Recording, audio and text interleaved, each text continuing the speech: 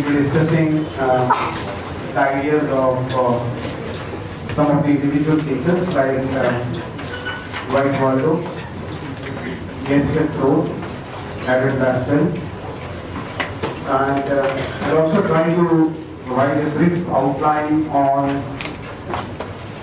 the philosophy of the administrative systems of the Britain and the France.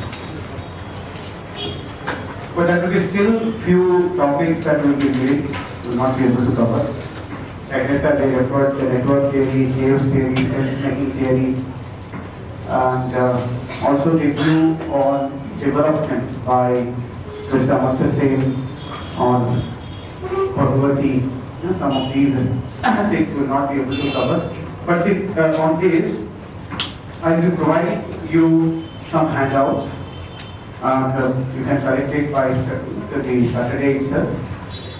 So, and those contents will not be difficult. Now that we have gone through some of the topics, so with regard to the chaos theory or network theory or sense-making theory or constructionism, say those contents now will not be difficult for you to understand. You will be able to understand it, and it will be it will not be too elaborative and too detailed, so that it will consume time and become difficult. It will be in a limited size. It will be very manageable, and you will be able to understand. Now that we have gone through the post-structuralist outline, postmodernism, the critical theory, some of these ideas we have gone through, then understanding those things will not be a problem. At the same time, as per the development, the idea of development, and in that the view of Amartya Sen and other theories, that also would not be much of difficulty to all of you, because then otherwise, while studying development economics, those things as such you people might be studying. But still, that handout will also be carrying those ideas in a simplified way. So don't worry, that will also not be difficult. So today let's try to cover these things, and these things I will try, because the paucity of time will not allow us to deal with all these theories in great detail. So at least we will be dealing these theories in a manner that will be satisfying our requirement from the exam point of view. So to begin with, let's take into account the theory of White Waldo.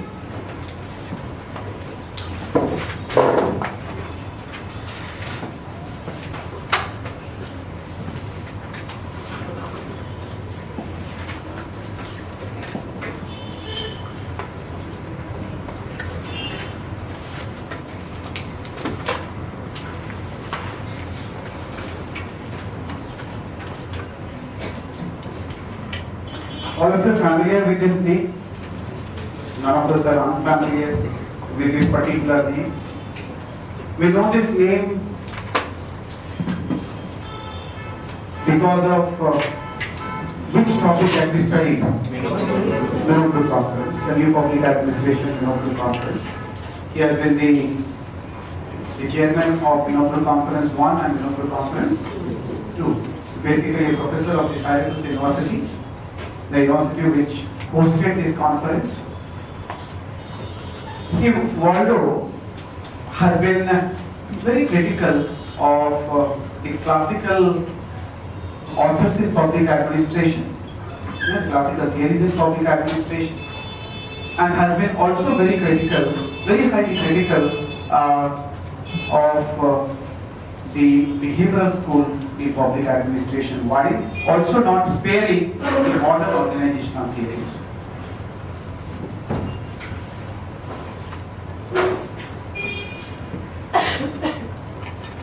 So in order to understand his viewpoint on administration, because he ultimately prescribed a softer approach to administration whereby the bureaucracy and the democracy should be synthesized. What is that softer approach?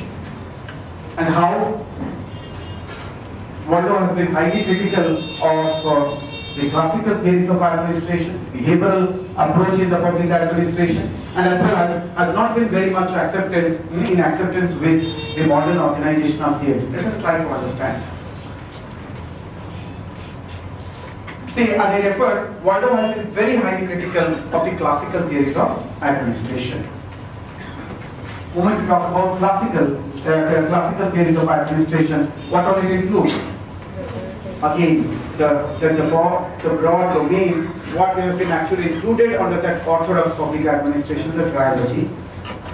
The trilogy of theories that actually included the Taylor scientific management, the Weber's, the bureaucratic administration, and the administrative management theories, basically of the Gulick, Irving, or let's say Mooney. But moreover, here when we refer to the Waldo being very highly critical of the classical authors, his criticism is primarily directed against his administrative management theories. So thereby, because if you take into account the administrative management theories, it is closer to the Taylorian scientific management or Weber's bureaucratic administration. If you take into account the administrative management theories of the classical era, it is closer to which of the other sub tradition in this classical era? No. Weber's bureaucratic model is closer to what? The administrative management. The administrative management theories of Gulick, Irving, or Mooney, or Relay, it has been closer to the Weberian pyramidal or Weberian theory on rational bureaucracy. So moreover, if we try to take into account the Waldo's critique of the classical authors or classical theories of administration is primarily directed against the administrative management theory, though it also includes the Weber's bureaucracy. So if you take into account the classical administration, the classical theories on administration, it is signified with some distinctive characters. What are the distinct characters? Like let's say the politics administration dichotomy. That's a distinct character. No, the politics administration dichotomy. Or principles, a search for principles of administration. Or generic management, the idea of generic management. What is the idea of generic management? Public administration and private administration, there is no significant difference. The tools and techniques that will be applicable to the administration in general, so thereby it will be applicable to whether it is public administration or private administration. The tools and techniques that is workable in government administration will also be workable in private, and that is what is workable with private administration will also be workable with government. That idea is that of the generic management approach. So if you take into account the classical theories of administration, it basically emphasized on the politics administration dichotomy, thereby promoting an instrumental view of administration. All of you are clear about what is instrumental view of administration? Huh? What is instrumental view of administration? The new public administration promotes which view of administration? Very good. Discretionist view of administration. The NPA promotes discretionist view. But if you take into account the classical theories of administration, it promotes instrumental view of administration. So the politics administration dichotomy, it emphasizes on politics administration dichotomy, thereby promotes an instrumental view of administration. I need not elaborate this because all of you must have studied while going through the classical theories. It emphasizes, as I referred, it emphasizes on finding out universal principles of administration based on positivistic approach and or more what is referred to as scientific analysis. It emphasizes on a scientific analysis and thereby developing universal principles of administration. Or as I referred, it emphasizes on generic management. That means the tools and techniques, those would be common for the administration in general, whether the administration is a religious administration, cultural administration, private administration, or public administration. So, in the classical theories promote the idea administration is administration, nothing public about it. It emphasizes on centralization, and it also emphasizes on democracy.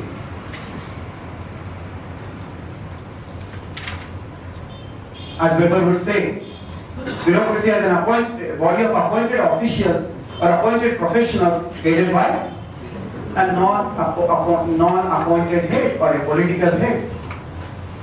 So if you take into account the classical theories of administration, they are signified by these important characters. But see, Waldo has been highly critical of the classical authors and their idea of administration on number of accounts. First, it rejects politics administration dichotomy both on realistic as well as normative basis.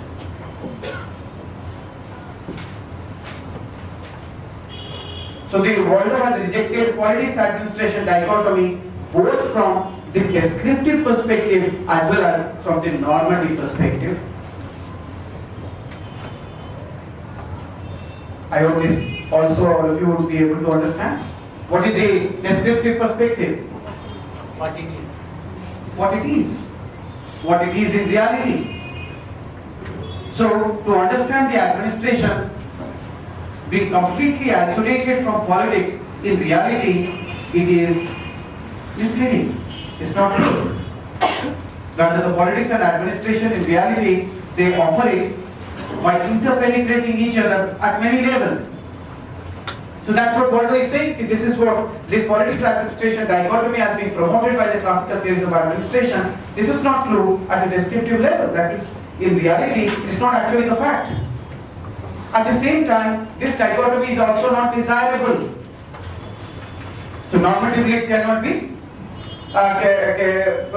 accepted. Normative, prescriptive. It cannot be prescribed that politics administration should be separated. If you take into account the Wilsonian view, emphasizes on dichotomy. If you take into account the classical or the orthodoxy in public administration, it primarily emphasizes on politics administration separation.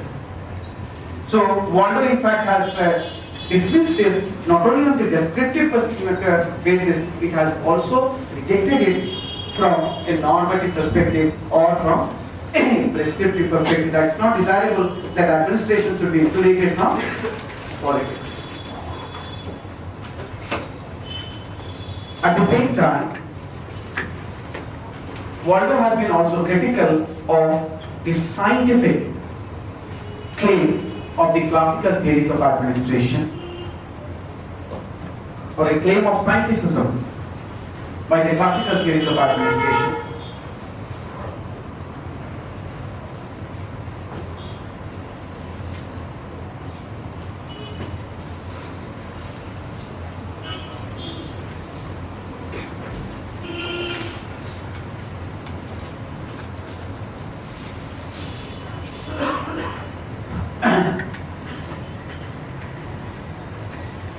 So here we are referring that we take into account the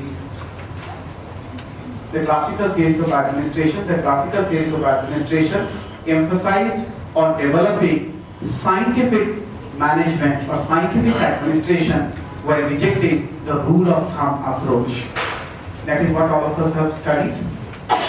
But Waldo has been critical of the claim of scienticism by the classical theories of administration. Rather, Waldo says that the classical theories of administration are an extension of the common sense. Merely an extension of the common sense.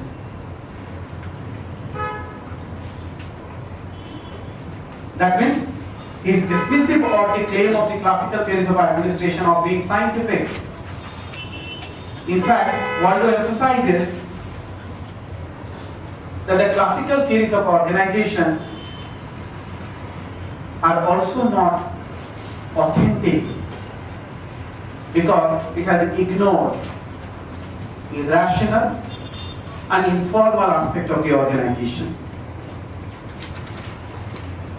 They have ignored irrational and informal aspect of the organization. Something what we have discussed while taking up many of the humanistic theories, the socio-economic aspect, the emotional aspect, that have been neglected by the classical theories of organization. All these things needs no elaboration, because all of us have understood in different perspectives. Subsequently, Waldo has been very critical of the classical theories' claim of the potentiality of public administration and the discipline to become a true science. If you take into account the classical era, during the classical era, the focus has been on what? That public administration can be treated at a similar plane to that of the natural science, like physics or chemistry or any other science. And the studies could be conducted on a similar plane to develop the science of public administration. So if you take into account the classical theories of administration, the classical theories of administration emphasized on developing public administration as a discipline on the plane of true science.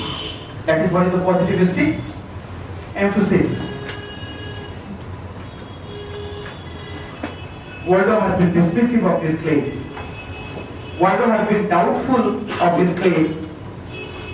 In fact, Waldo rejected the idea of classical theories of administration, which he referred to as being based on cosmic constitutionalism. Cosmic constitutionalism. Waldo rejected the classical theories of administration and their emphasis on public administration to develop as a true science. In fact, he rejected this idea of law, or what he refers to as cosmic constitutionalism. Let me slightly elaborate this particular concept.